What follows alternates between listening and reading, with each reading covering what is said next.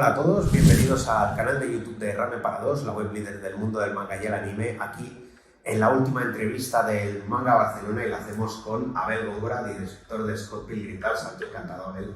Hola, encantado.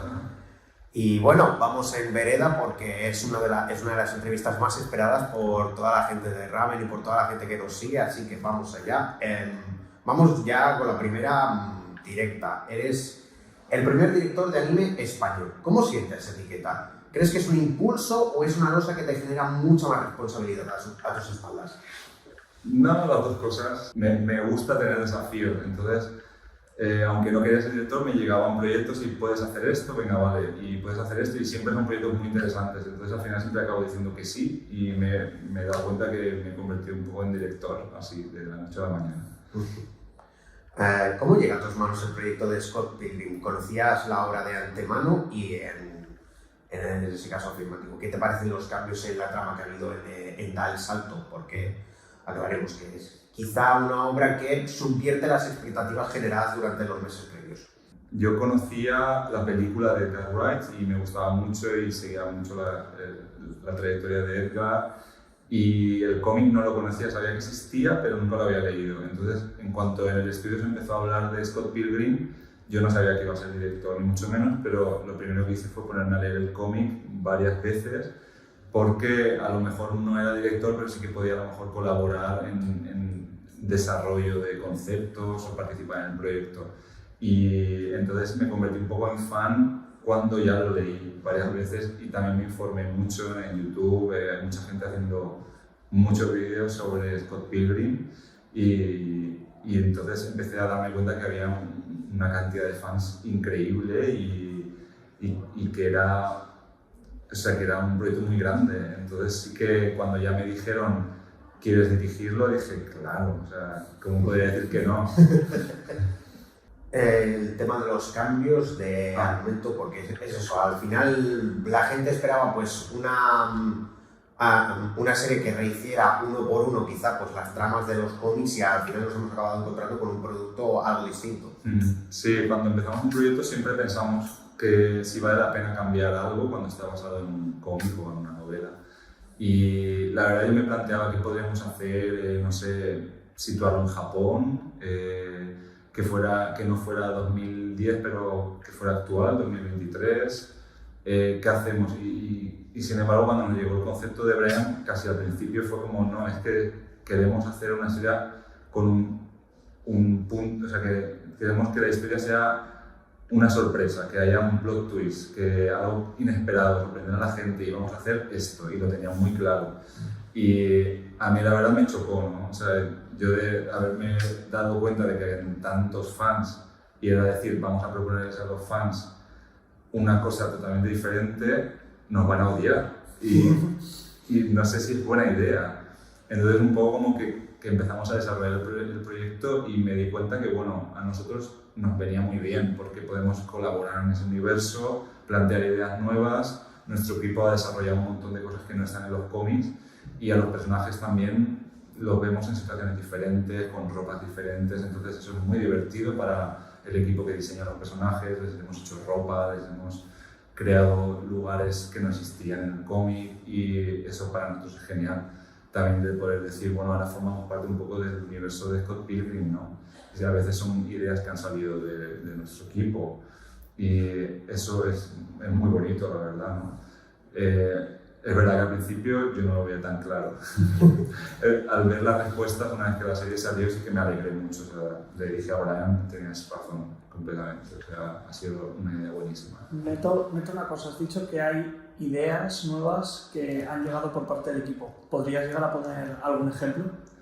Sí, bueno, antes lo que hablamos antes de los ninja paparazzi fueron una especie de un error de traducción o de interpretación. Se suponía que los ninja paparazzi eran paparazzi no más estándar, y sin embargo en el script decía algo así como que se movían como ninjas. Entonces nosotros los presentamos como ninjas literal. Yo busqué como el ninja del anime japonés así clásico, como muchas referencias de Dragon Ball, varias series que tienen ninjas. y era un poco una versión un poco diabólica, ¿no? De esos ninjas. Y cuando ellos lo vieron al principio fue como, no, esto no es lo que queríamos, pero es muy interesante, ¿no? Y al final, bueno, en el episodio 4 pues, se planteó un poco diferente porque iba a estar lleno de paparazzi, entonces al ser ninjas un poco eso influía en la historia. Y luego, bueno, también lo que comentábamos antes, que hablábamos un poco del final de la serie y no iba a haber una lucha final, creo que el concepto original, no recuerdo muy bien cómo era, pero no había una batalla final, no había el enemigo final. Y yo pensaba que un poco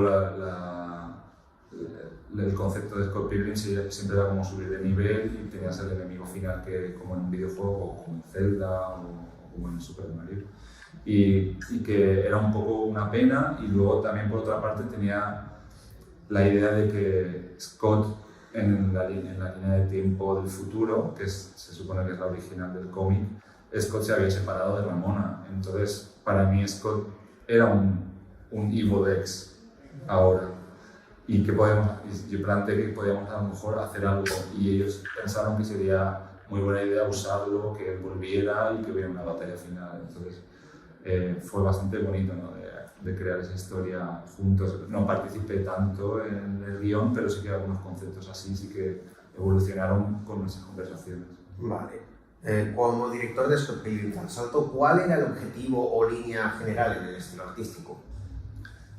Pues era sobre todo respetar el cómic, pero yo también como director quería dar libertad al diseñador de personajes, que es alguien muy importante en la animación en Japón. Entonces, si él hubiera querido hacer algo mucho más anime, seguramente hubiéramos ido por ahí.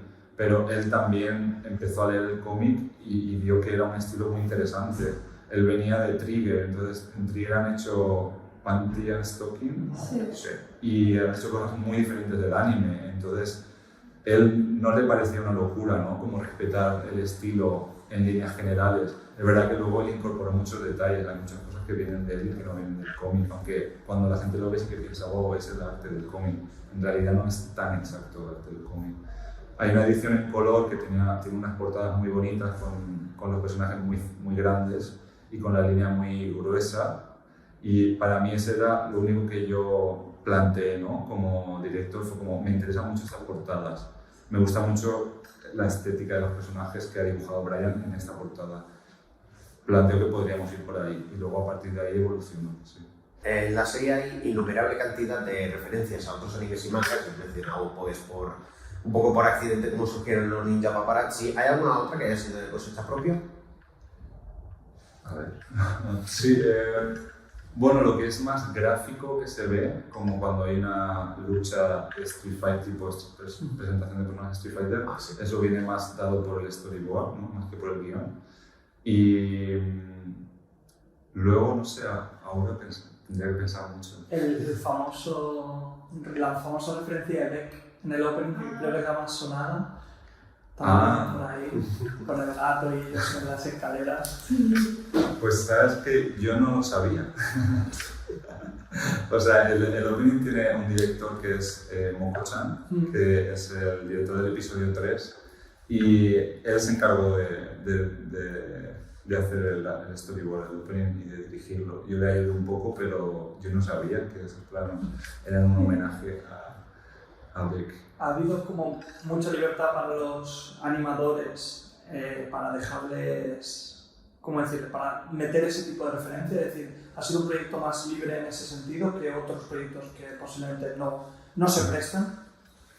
Sí, puede ser que sí, pero los directores de episodios japoneses hacen mucho esto, y lo que pasa es que, claro, si no conoces la referencia no te das cuenta. A lo mejor nosotros hemos intentado meter referencias más occidentales y más obvias. Sí que es verdad que nos hemos permitido. Es un proyecto que ya el cómic tenía muchas referencias, entonces parte de la gracia de Scott Pilgrim es eso, ¿no? Añadir cosas que vienen de videojuegos o de cultura popular, y eso lo hemos potenciado, yo creo, sí. O sea que es la personalidad del proyecto se daba para eso. ¿A Cronenberg, por ejemplo, en una cuadras? Pues bueno, lo de la camiseta, por ejemplo, sí, bueno, eso venía del guión, eso tiene parte de Ben David, que es uno de los escritores, junto con Brian, Él supongo que es muy fan de Cronenberg y además él en todos sus proyectos pone a un personaje con esa camiseta. Entonces nos Ahora pide que el favor. buscar las otras. Sí, la puedes encontrar si busques su filmografía. Sí, fue más complicado de lo normal, pero tampoco fue una locura porque desde el corona estamos muy acostumbrados a trabajar a distancia. De hecho, yo llevo varios años trabajando desde casa y hay muchos animadores así. Entonces, daba un poco igual que estuvieran en Los Ángeles o que estuvieran en Japón. Lo único que había que añadir la traducción. Eso, claro, siempre cuando se te envía algo y tienes poco tiempo, tienes que añadirle el tiempo que va a tardar el traductor, que tiene que traducir cada guión, cada comentario, incluso conversaciones, porque la mayoría de japoneses no hablan inglés y eso era un poco complicado, pero no tan diferente. Lo más difícil era hacer entender a la gente de Estados Unidos cómo se trabaja en Japón y a los japoneses un poco seducirlos con la idea para algo que a ellos les interese, para que ellos accedan a hacer las cosas un poco diferentes. Entonces, bueno, hay gente que lleva muchos años haciendo animación que a lo mejor les puede molestar que las cosas no se hagan como ellos han hecho toda la vida, pero si los seduces con ideas como de, bueno, pero vas a poder editar luego la animación más que si fuera un proyecto japonés, o te damos más libertad en algo, o cosas así, mucha gente estaba contenta, ¿no?, de sacrificar una parte y de aprender una forma nueva de hacerlo. También por el hecho de colaborar en un proyecto que tiene actores como Chris Evans o gente muy famosa, ¿no? Entonces también sí había gente del staff que estaban muy contentos de estar en un proyecto con actores tan grandes. Pasamos ahora un poquito al tema más general. Uno de los temas más recientes y controvertidos en la industria del anime actual son las condiciones laborales. ¿Cómo se percibe esto en Japón? Pues, no sé, en nuestra empresa siempre hemos intentado que no sea demasiado malo, ¿no?, que la situación no sea mala, que los animadores puedan tener una vida. Esa es un poco la filosofía de la empresa desde el principio. Lo que pasa es que hay momentos de la producción que eso es imposible, ¿no? Lo que sí que, por ejemplo, nuestra jefa, la CEO Eñón, desde el principio, cuando en el estudio éramos solo 4 personas, ella nos prohibía quedarnos a dormir en el estudio. Y sin embargo, la mayoría de estudios tienen gente durmiendo por todo el estudio. Creo que ha cambiado un poco, está cambiando porque creo que con internet la gente tiene más ganas de quejarse de esas cosas y también un poco por la influencia de los extranjeros que hablan de ello. Creo que muchos japoneses también están intentando mejorar la situación. Lo que pasa es que es un tema complicado. Si